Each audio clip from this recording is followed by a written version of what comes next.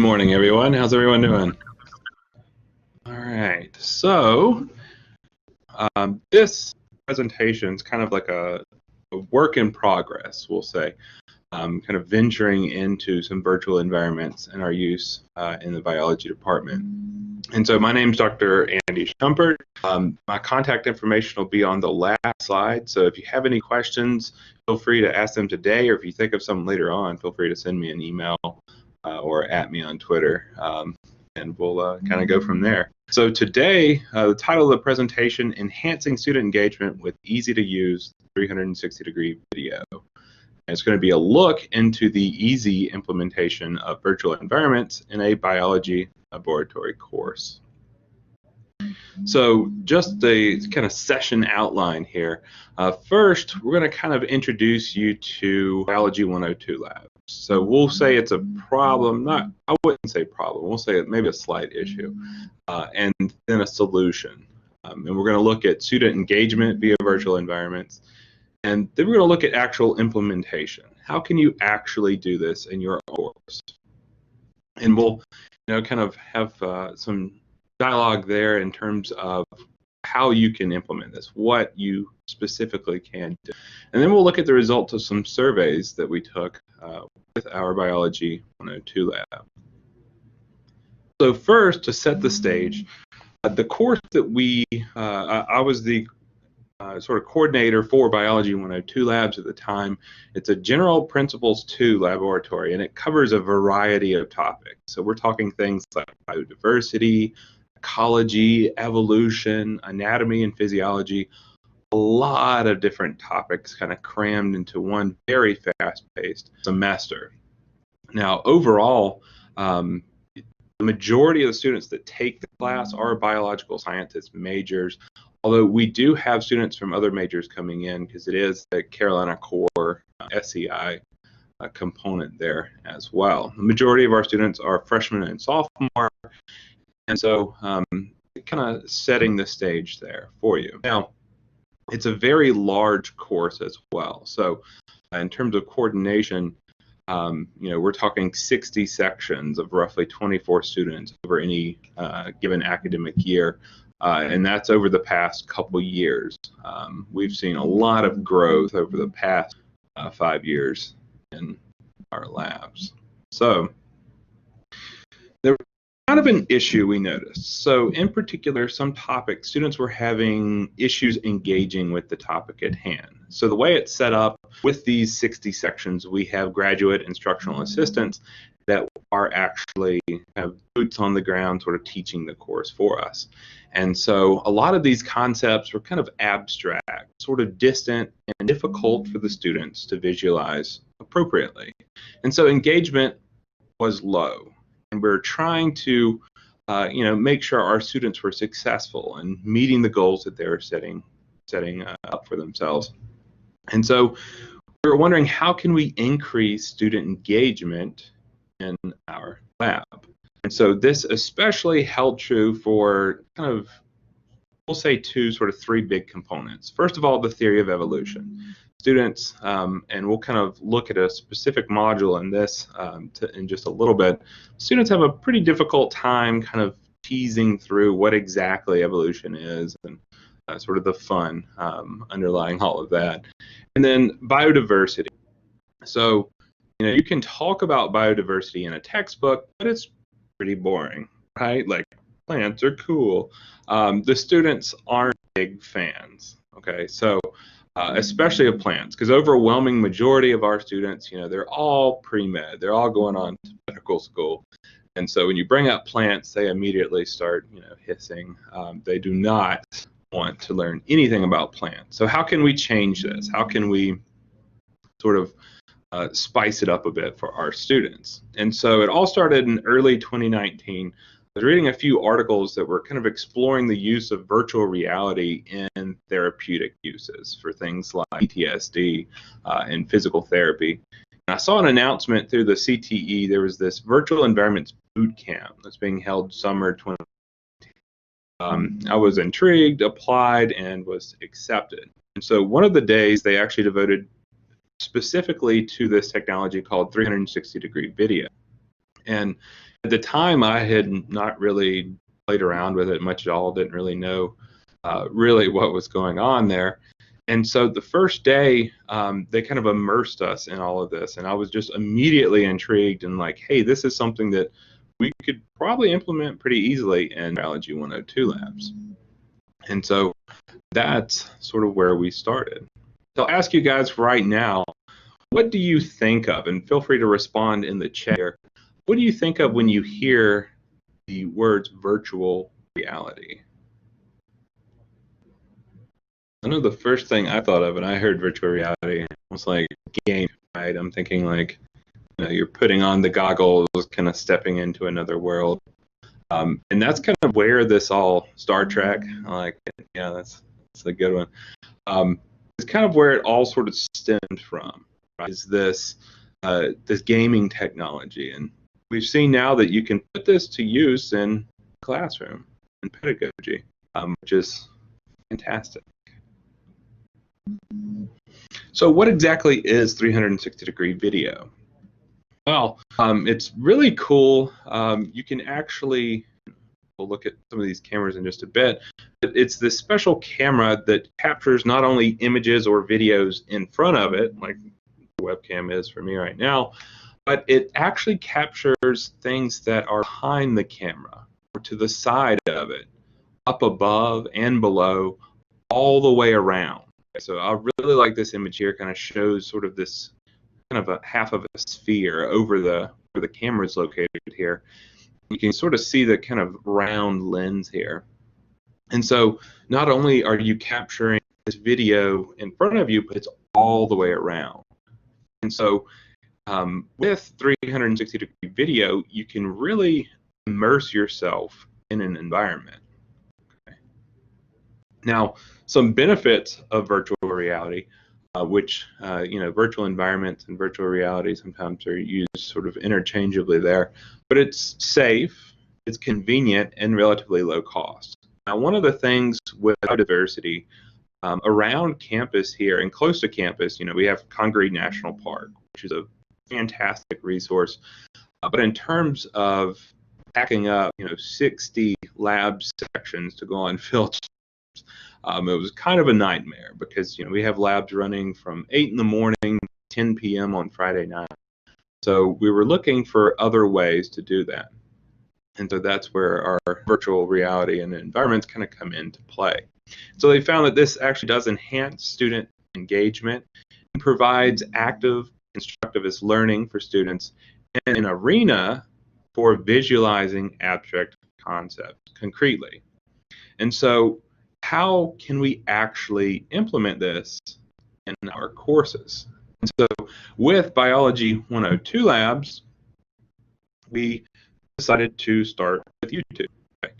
And so this particular section is all about really how you can implement it. Right? It's very easy, kind of straightforward, and I'll sort of walk through what we did in terms of implementing this in our lab. And so the first thing we did, we went to YouTube.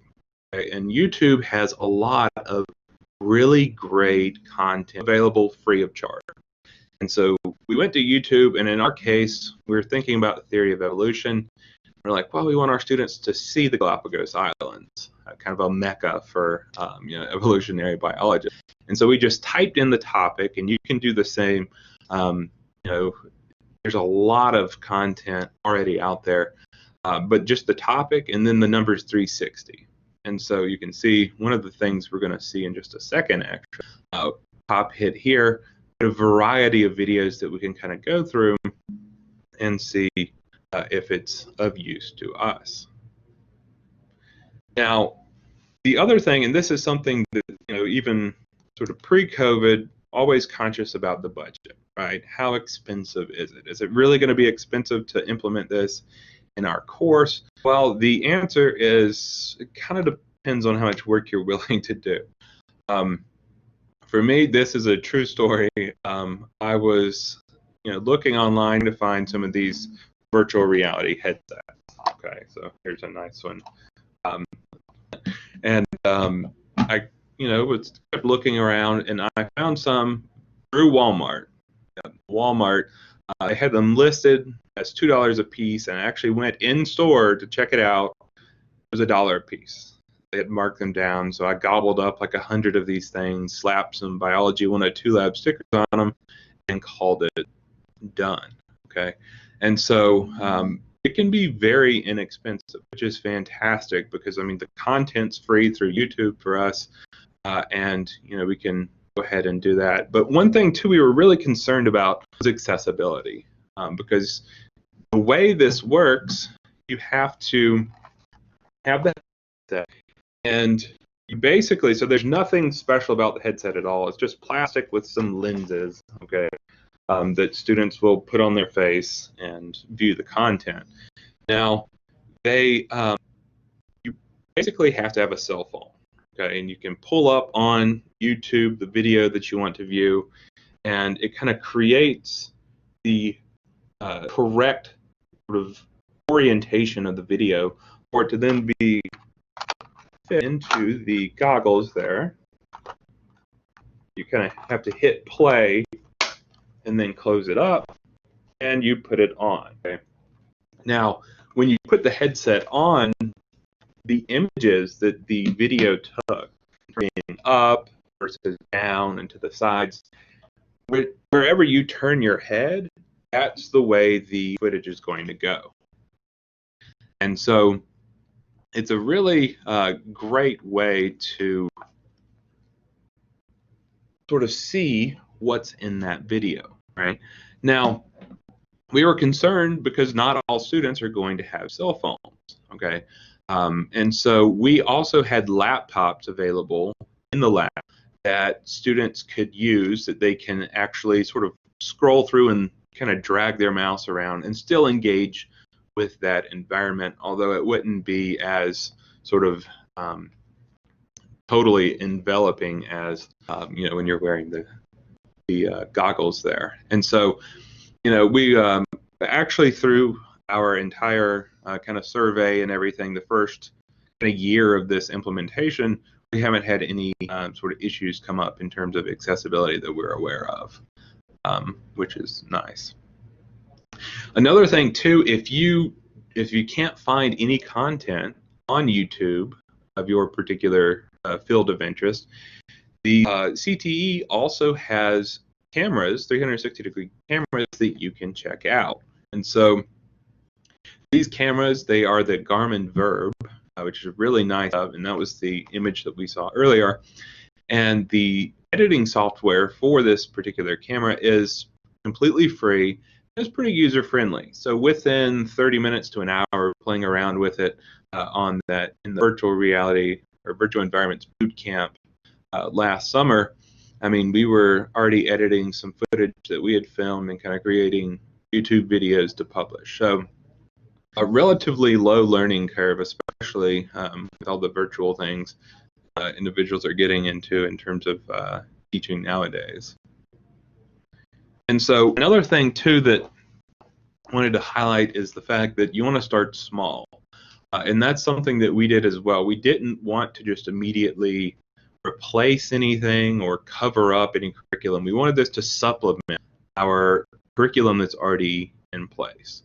So in other words, they're still going to hear a lecture, a short lecture from their GIA, but they're also going to then be able to interact with this material in a new way. So much like any sort of race where you start small, just a few steps, start small with virtual environments.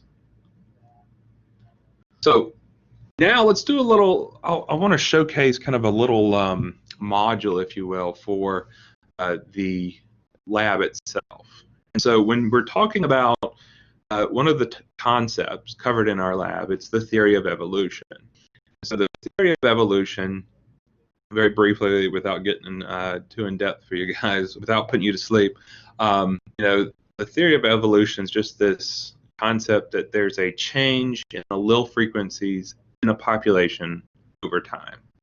And it was first kind of brought up, the man who gets most credit for it, shout out Wallace, is actually Charles Darwin.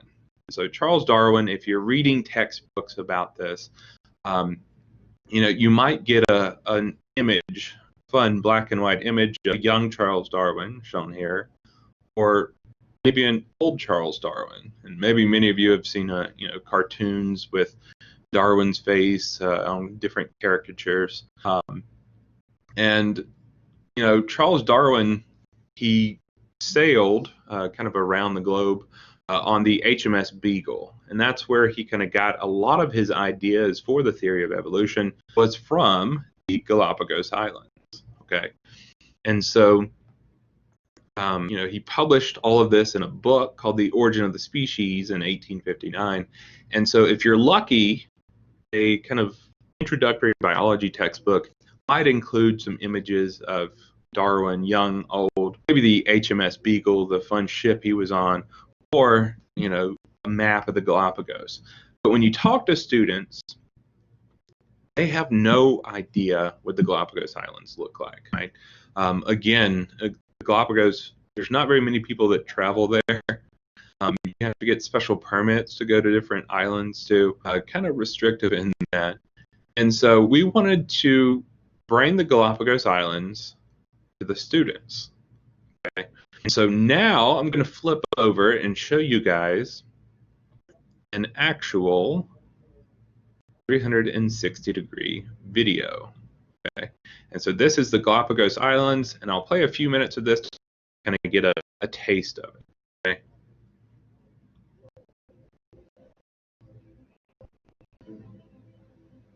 Straddling the equator is an island paradise like no other.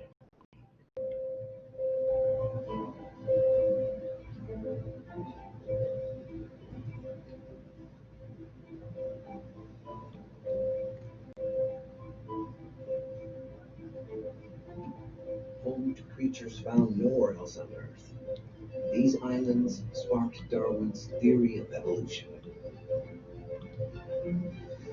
But beneath these waves is a world Darwin never saw.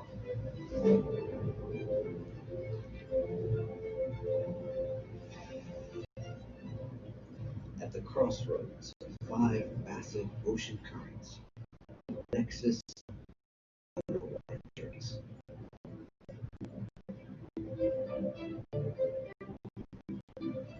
This Galapagos.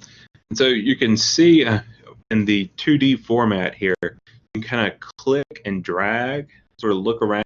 If we had this in our headset here, like put up on our phone, whichever way you turn your head is the way the video would go. So in other words, if you were to look down, the video would sort of look down as well.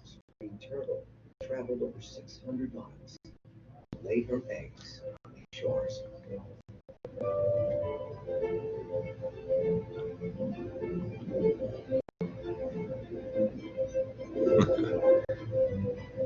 That one made me jump a little, I'm not gonna lie.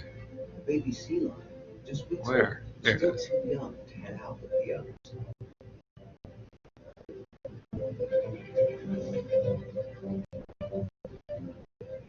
And so you can see here, it's kind of a nice way for students to actually get to go to the Galapagos Island, right? So they get to see the wildlife, the environment. This was actually through National Geographic, and they had a lot of really excellent content. There's another one whenever I really get excited about this one. When we're highlighting biodiversity, there's a pack of elephants that we kind of drop the students in the middle of, and they kind of get to look around. Another one, they get dropped like in a pack of wolves. There's wolves that kind of come in from all sides.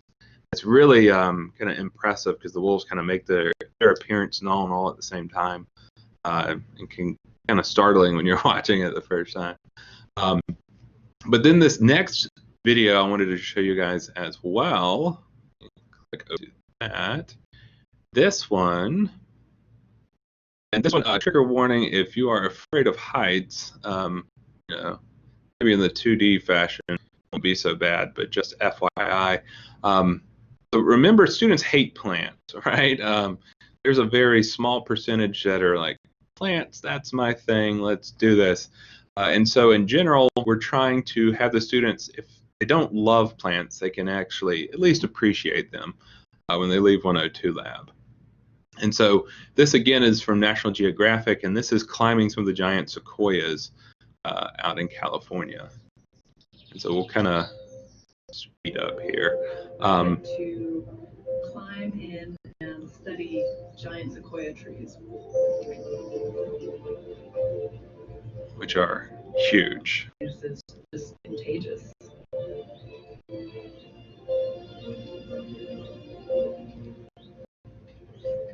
The trees themselves are just enormous. I mean, And so you could kind of see there the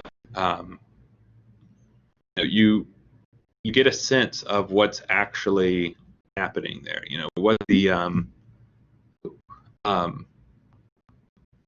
back into that. They get a sense of what is actually occurring sort of around them. So as that individual was climbing the tree, you know, you could see the branches, you could see what's actually happening. Yeah. So really quickly, I wanted to share with you guys as well. So we did the survey, right? We asked the students, what did you think? And I'm kind of channeling some Family Feud here with the survey says. So after the first 360-degree interactive, students were surveyed, and we did this fall 2019 and spring 2020. We had a total enrollment, 1,300 roughly students.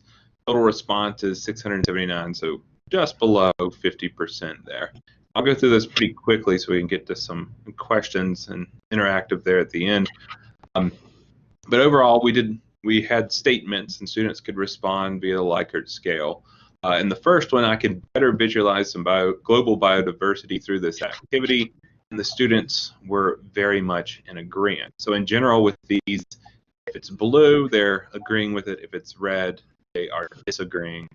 The more strong the color, so the darker the color, the more strongly they are, whether that's agreeing versus disagreeing, and neutral is gray.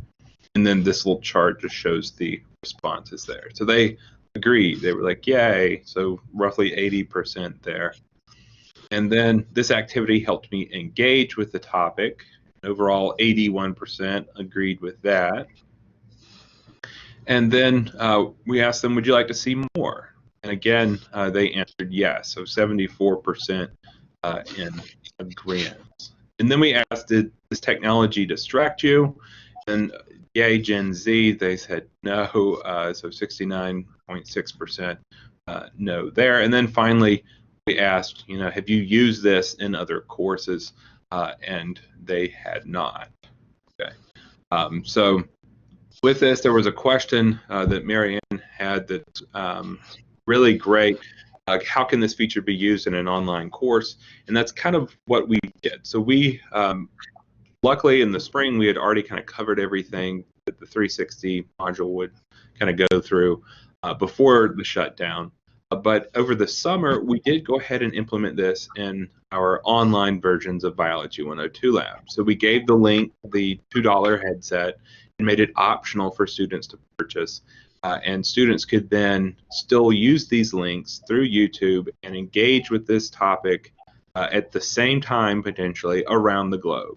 Right? As long as they have internet access, they can sort of interact and engage with this. And so we've left that in our kind of iterations of the course since then. Again, a great way for students to kind of all come together. And beyond that, looking at some more virtual reality for other aspects of the course, right?